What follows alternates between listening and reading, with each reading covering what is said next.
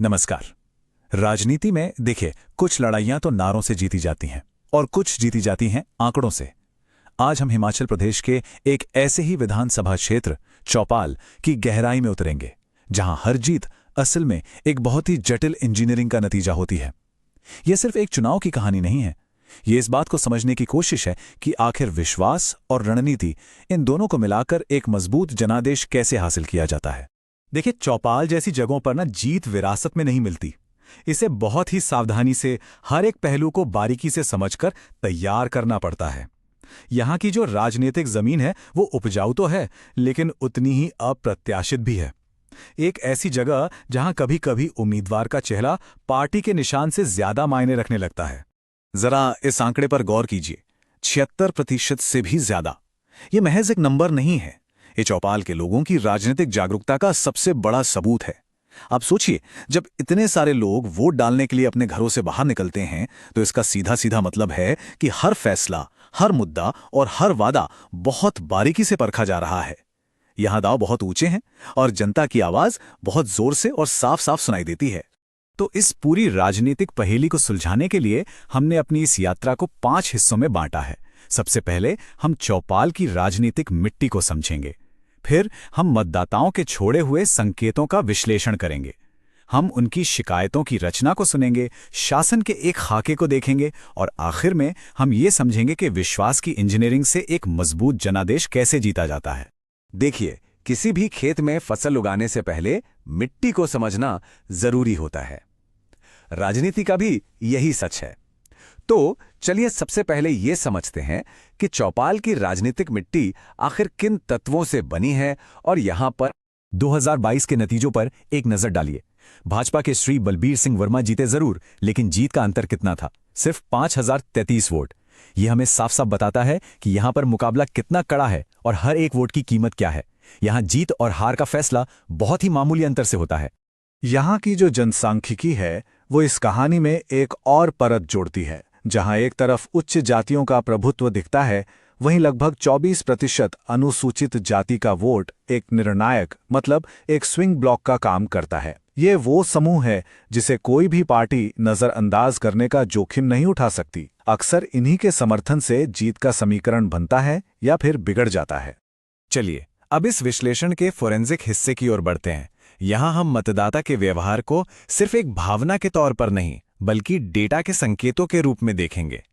पिछले 30 सालों के आंकड़े हमें क्या कहानी बताते हैं, आइए समझने की कोशिश करते हैं। ये सिर्फ नंबर नहीं है, ये पिछले 30 सालों में चौपाल की राजनीतिक धड़कन का रिकॉर्ड है। देखिए, 1998 में कांग्रेस कैसे 58% तक पहुंच गई और फिर 2017 में भाजपा 52% पर। ये जो भारी उतार चढ़ाव हैं, ये किसी एक पार्टी के प्रति स्थायी वफादारी की कमी का एक बिल्कुल साफ संकेत है। मतदाता अपना मन बदलता है और वो भी बड़े पैमाने पर। इस अस्थिरता का सबसे ताजा उदाहरण ये रहा आपके सामने। 2017 की एक शानदार जीत के बाद 2022 में भाजपा के वोट शेयर में 10% से ज्यादा की गिरावट आ गई।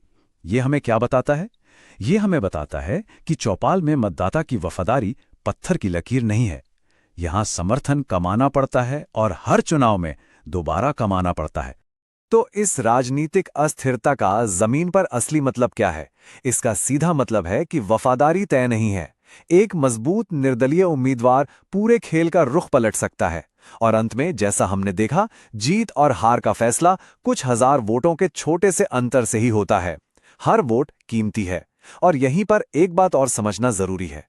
जब हम मतदाताओं की समस्याओं को डेटा के जरिए समझते हैं, तो यह हमारी जिम्मेदारी बनती है कि हम उनकी गरिमा और निजता का सम्मान करें। भारत का संविधान हर नागरिक को गरिमापूर्ण जीवन का अधिकार देता है और हमारी नई डेटा संरक्षण नीतियां भी इसी सिद्धांत पर आधारित हैं।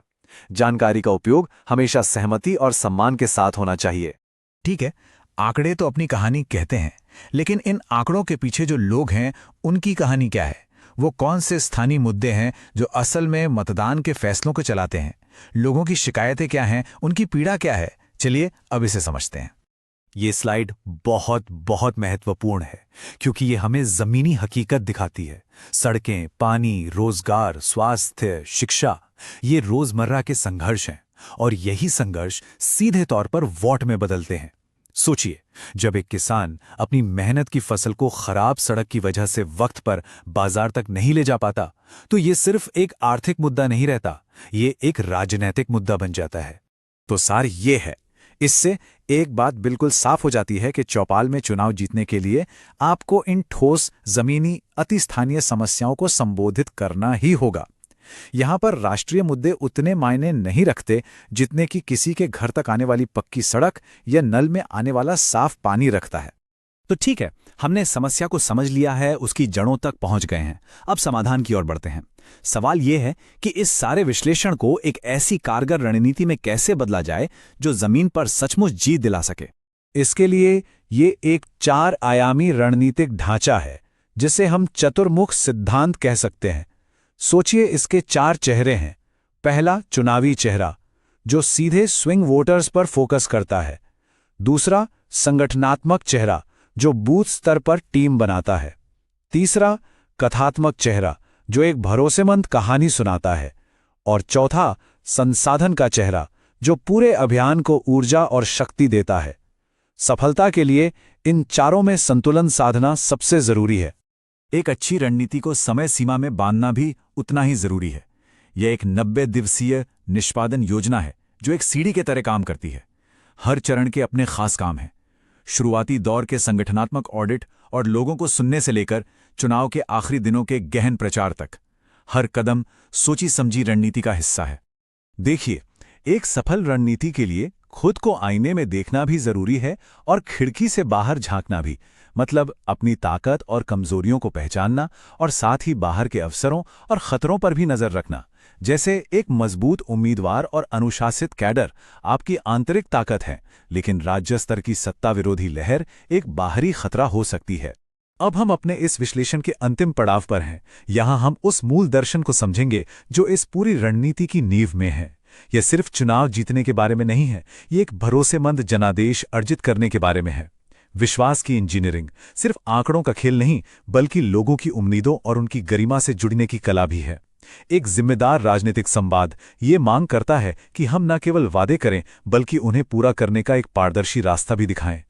और अंत में ये पूरी रणनीति इन ठोस, कार्रवाई योग्य कदमों पर आकर टिकती है।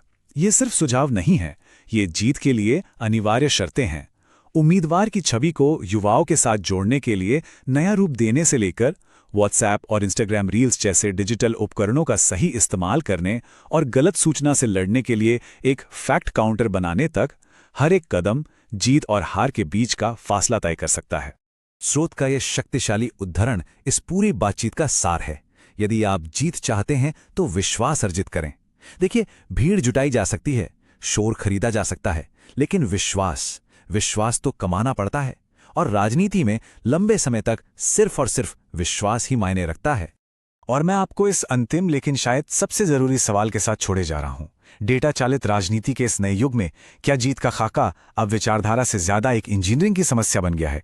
एक ऐसी समस्या जिसे सही रणनीति, सही आंकड़ों और सही निष्पादन से हल किया जा सकता है। ये एक ऐसा सवाल है जिसके असर हमारे लोकतंत्र पर बहुत दूर तक जाते हैं। इस पर सोचिएगा जरूर।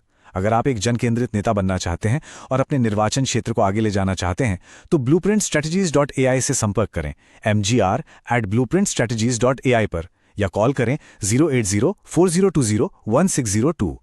Purpose beyond politics.